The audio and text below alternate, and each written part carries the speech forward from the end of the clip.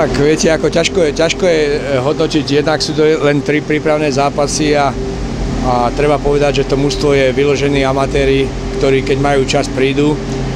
Prvý zápas v tom Uherskom Ostrohu bol taký, viac menej sme sa poznávali, že bolo tam vidieť nejaká nesúhra, nedisciplinovanosť herná, ale vyplývala z toho, že tí hráči niektorí ako ani nevedia, kde majú byť, pretože po zápase, keď sme sa bavili alebo keď sme mali rozbor, tak sa priznali niektorí, že ani nikdy mužský hokej nehrali a že hrali hokej na úrovni len takej hobbyligy a kdežto toto už je trošku akože organizované, systematické a hokej je ťažká hra, kde prevláda väčšinou herná disciplína.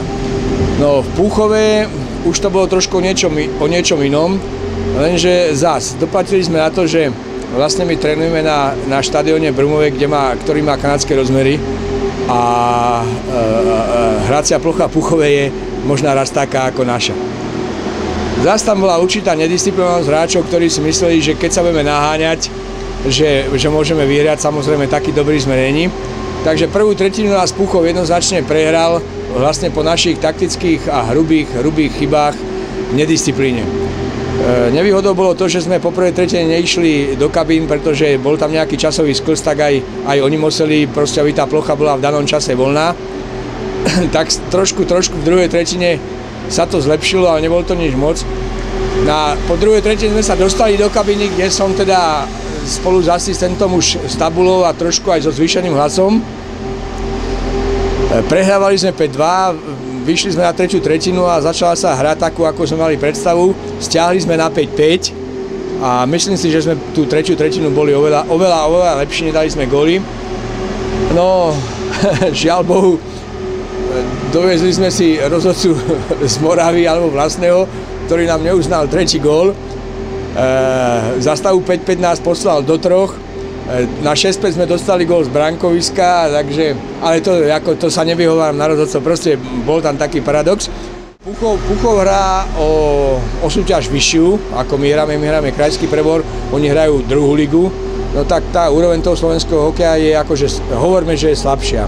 Ale Púchov 2 roky po sebe tú súťaž vyhral a hral o postup do prvej ligy a ako nešťastný vždy v závere možná na posledný zápas akože nepostúpil, takže oni to mužstvo majú celku konsolidované, majú to spravené z mladých a starých hráčov, ako to mužstvo je celku akože silné.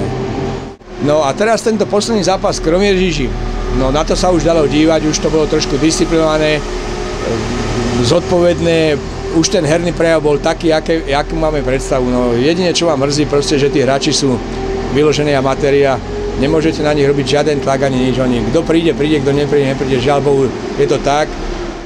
Tešíme sa na tú súťaž, ktorá nebude určite ľahká, lebo ja tú súťaž poznám, viem, aké sú tam mužstvá, ale keď tí chlapci budú trénovať a budú si plniť to, čo majú, tak si myslím, že to bude v celku dobré. Ja si myslím, že Jardo je velice seriózny a inteligentný človek. A vlastne tá jeho inteligencia a múdrosť ho predurčuje k tomu, že ten hokej môže hrať a tak sa aj javí, ako on sa zapojí sa veľmi dobre a veľmi rýchlo ako strebáva tie veci, čo sa snažíme tým hráčom dať. A aj keď nehral nikdy ako vrcholový hokej, alebo nie že vrcholový, ale žiadny taký organizovaný, ja som ako milo prekvapený.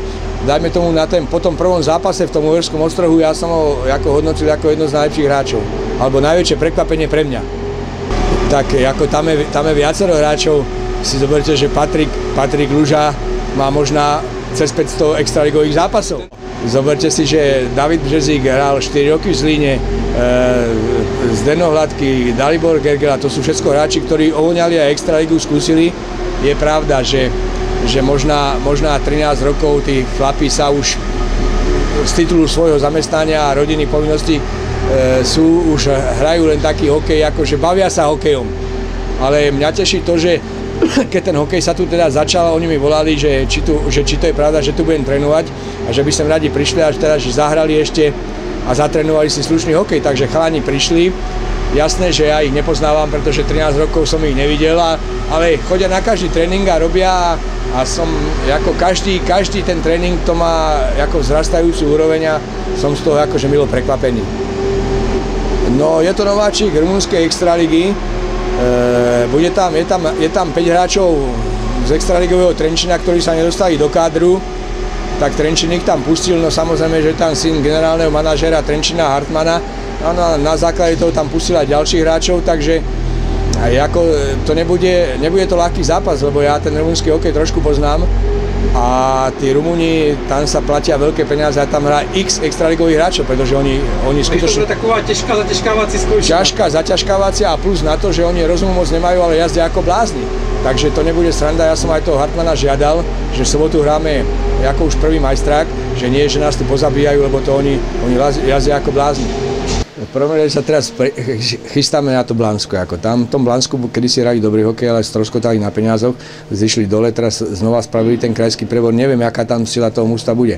Všetko spravíme preto, aby sme tam zabodovali a z toho vychádzali, teda, že doma bude zápas, pritiahli sem nejakých ľudí, ktorí by nám pomohli.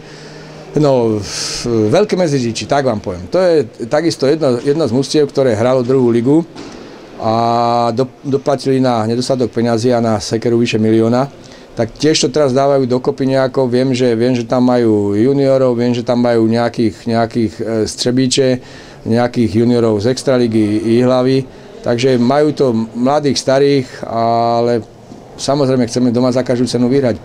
Obrovský problém je pre nás to, že zvyknúť si na toto kladisko. Jasné, že aj tie mužstvá, čo tu prídu, sa budú určite brániť, ale nevýhoda je tá, že oni, keď sa tu budú brániť na tom malom, tak bude problém sa cez nich dostať, cez tú splet tých hráčov proste a nejaké tie bránky dať, lebo na tých veľkých kladiskách máte hluché miesta, kde ten hráč si zebere ten puk, ide do rohu a tam, ale tuto to ako nepôjde, takže budeme musieť prispôsobiť všetko, aj tie tréningy, aj dneska sme v podstate celý tréning nacvičovali pohyb tých hráčov, kde ako všetko spravíme preto, aby sme v tej súťaži boli maximálne úspešní. Takže přejeme hodně štěstí do té soutěže a věřím, že i návštěvnost tady na stadioně vás podpoří.